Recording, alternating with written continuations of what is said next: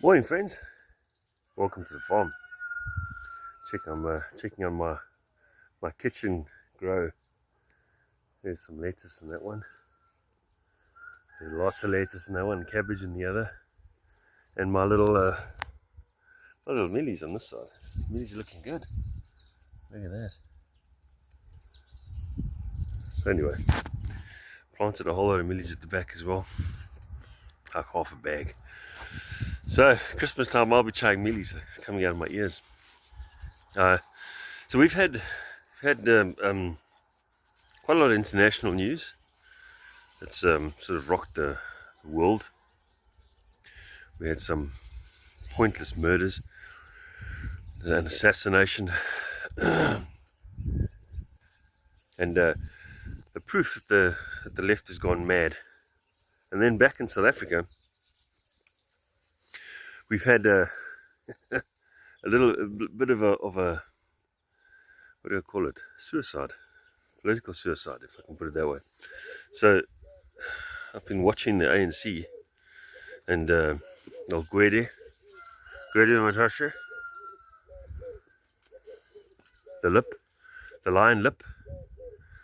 Gwede Matashe is ripping the nonsense out of some of his mates in the ANC and how bad they are. Naledi Pandor,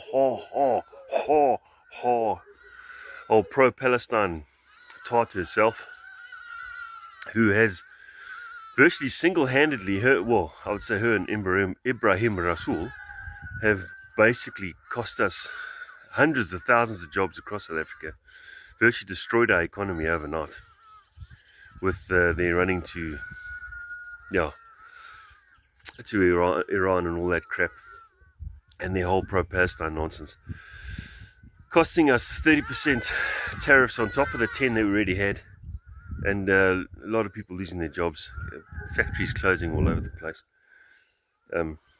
She's also insulting the ANC, ripping them off, telling them how bad they are, and obviously she's got her name down as presidential candidate, so she's trying to make them look real crap and trying to distance herself from them. Those people are unbelievable. Then we got Ramaphosa. Ramaphosa goes on to TV and he starts saying how good the DA is at running council and running municipalities. Oh man, so he sinks his own ship there, scores an own goal, and so the implosion of the ANC has begun. What they're trying to do, I'm not quite sure yet. We can see that they are trying to distance themselves from the failures. I think there's fear amongst all three that I just mentioned, and more, that the sanctions are about to kick in, or have kicked in, I think, on their personal equity, their personal finances. And so their travel bans are about to kick in quite heavy, and as well as the financial restrictions. So the international accounts are going to be obviously frozen, or transfers, or any international transfers are going to be frozen, and so on and so on. So there's a lot of shit coming on. They're in for some hard times, and I think there's a lot of panic. I don't know what else. What do you attribute it to? I think there's something going on in the GNU. I don't trust any of them in there. I worry a bit. The DA, they're very woke. They're a woke crowd. So they're a potential left threat. At the moment, you don't know whether they're left or right. But the way that they operate, and I see how sort of they bring a lot of the left systems in, the woke systems. So that does stress me out about them. But the governance, or the municipality running, is pretty damn good. They have been doing well there. The Stellenbosch thing concerned the cock out of me. How they were trying to ensure that all white people lose their jobs over that thing really rocked me. I didn't think the DA was that racist, but obviously they've zoomed in there and they've nullified the problem. So those oaks that we're talking like that are zapped. But there is still, I mean, South Africa is raised on racism. We are a racist country. It's always been like that. Nothing's changed. It's got a little bit better in certain places, but the racism roles have all reversed. The colours are amazing in the sky, sorry.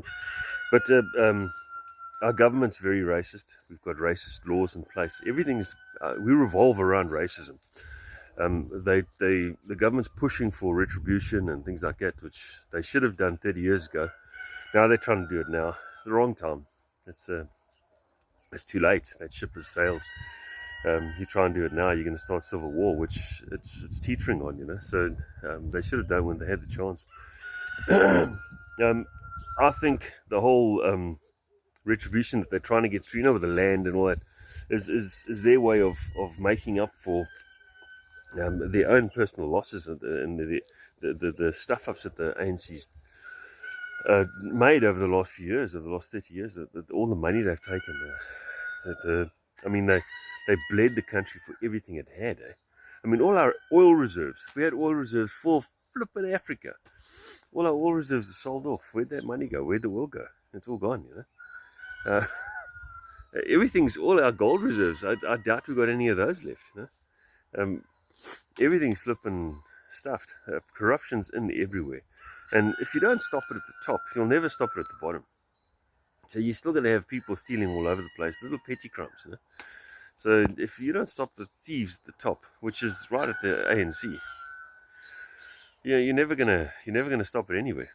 And it goes, I mean, geez, the ANC, the top government guys are connected to flipping even rhino poaching. I mean, they're connected to every type of criminal activity in the country. Everything. There's talks about the cartels all being linked to them, and Kwanazi's bringing all that out. And we'll see how that goes. There's going to be people, heads are going to roll there, you know. And watch, buildings are going to burn. I said it before. Evidence has to vanish. So buildings are going to burn. They have to burn the evidence. They have to get rid of it. They're trying to cover themselves. So, yeah, this year is just getting more and more exciting. Politically, it's an absolute mess. Nobody quite knows what's going on. But we'll keep watching the news and get that popcorn ready, because I think this week hasn't even finished yet. There's a lot of nonsense still coming. Have a good one, folks. Happy Hump Day.